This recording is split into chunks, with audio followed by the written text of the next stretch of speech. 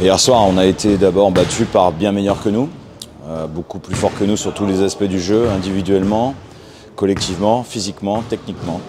Il n'y a rien à dire là-dessus. Il faut déjà rendre hommage à l'Asvel qui a fait un très gros match, qui réalise un début de saison de grande qualité. Et nous, on a pu mesurer la différence entre notre niveau actuel et le très haut niveau et le très haut tableau du championnat. À nous de retirer les leçons de tout ça. Il est clair qu'on a manqué de beaucoup de choses. De jeu collectif, d'intensité, et on s'est un petit peu trompé de chemin. Donc voilà, il y a deux choses positives. C'est que les garçons n'ont pas lâché, ils se sont battus. Et que à moins 30, il y a quand même un semblant de révolte qui fait qu'on revient dans des proportions acceptables. Et puis le public qui a été extraordinaire et qui a été à un niveau bien meilleur que le nôtre. Voilà, parce qu'il n'y a pas beaucoup de salles où ça continue d'encourager comme ça, même quand le score est aussi lourd contre nous. Donc je les en remercie et voilà, on fait de notre mieux. Ils ont pu voir en tout cas que les garçons se battaient jusqu'au bout et on va travailler dès aujourd'hui pour s'améliorer et mieux faire dans les prochains jours. Quand on remet les choses quand même en perspective, bon, c'est SQBB Asvel ou SQBB Tenerife, sur le papier il n'y a pas photo quoi. Donc notre supplément d'âme depuis maintenant quelques années, c'est le public.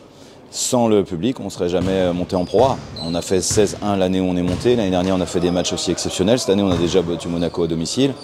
Voilà, donc le public joue son rôle. C'est un atout indéniable pour nous et ça fait partie de l'ensemble du SQBB. Le SQBB, c'est une équipe, mais c'est aussi un public et une passion dans la ville. Donc voilà, pour moi, je les en remercie et j'espère que ça continuera parce qu'on a besoin de ça. Ouais, c'est un calendrier difficile pour nous, surtout avec le scénario du match d'hier. Donc il faut à la fois soigner les têtes et puis en même temps être capable de se projeter assez vite sur Tenerife, même si dans ces moments-là, j'ai tendance à dire que c'est un peu nous le plus important. Ce que je peux dire, c'est que là, on va travailler vidéo, sur le terrain, du shoot, à la fois quand même en récap de ce qui s'est passé hier, parce qu'on a besoin de voir des situations que j'aimerais ne plus voir dans les matchs à venir, et puis évidemment préparer l'équipe par rapport à ce que fait Tenerife. Voilà, Dominique et Karim ont déjà fait un gros travail. Leur travail est fondamental dans un calendrier comme ça, parce qu'ils anticipent et facilitent le travail à la fois pour moi et pour les joueurs pour préparer les matchs quand ils sont rapprochés, encore plus que quand on a un match par semaine. Voilà, donc on va leur présenter ça, mais bon, c'est encore un sacré chantier. Ouais, alors Tenerife, pour moi, c'est un grand d'Espagne. C'est vraiment une grande équipe. C'est complètement différent de ce qu'on a pu voir hier soir avec Villeurbanne.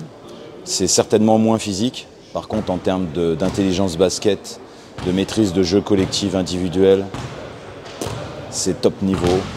Ils ont gardé une grande partie de l'équipe. Il y a des joueurs qui jouent ensemble depuis plusieurs années. Ils ont fait finaliste de la BCL l'année dernière. Pour l'instant, ils sont à 3 victoires, 1 défaite en championnat. La seule défaite, c'est contre le Barça.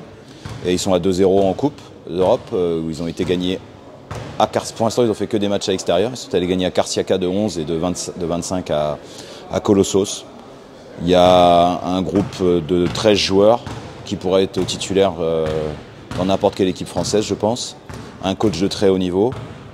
C'est un challenge énorme. C'est un match pour nous magnifique à faire, à jouer. Il faut y aller, quoi. Il faut juste avoir envie et puis on en ressortira dans tous les cas plus fort.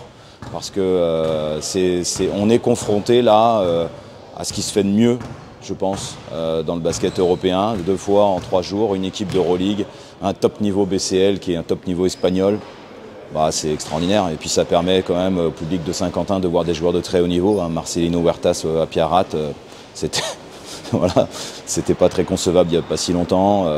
Voilà, Chermandini, des joueurs internationaux, des joueurs de très haut niveau. Donc un petit clin d'œil à notre ami Javier Beran, qui hier Tenerife jouait contre Gran Canaria et Javier commentait le match pour la télé espagnole et il a joué dans les 2 clubs, donc on pense bien à lui et j'espère peut-être qu'on le reverra lors du match retour.